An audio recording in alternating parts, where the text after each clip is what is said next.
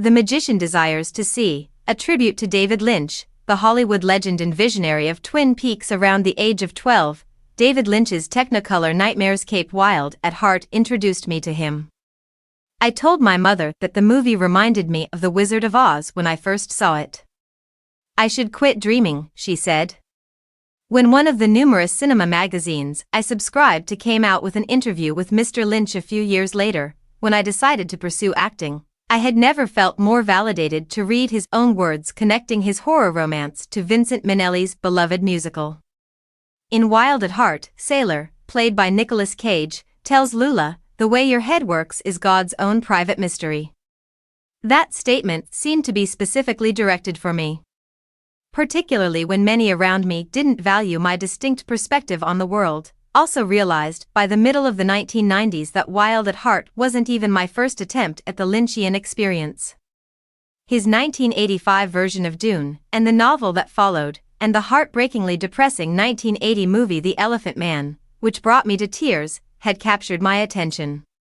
In the meanwhile, I also discovered that, despite my inability to comprehend Blue Velvet's 1986 psychosexual themes as a teenager, I was oddly obsessed with them and very troubled by them. All I knew was that, when we reveal those hideous realities, there was something in David Lynch's stories that talked to outsiders like me and how to discover beauty in the most unpleasant circumstances. Even before I was at Twin Peaks, Lynch felt like home. However, for me, Twin Peaks was the real game changer.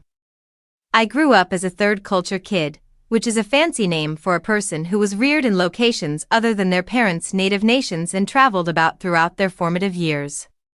My father is a Tamil and Sinhalese guy from Sri Lanka, and my mother is a white lady from Wisconsin. My idea of home was reduced to made-up places like Derry in the Stephen King universe when I first saw Twin Peaks.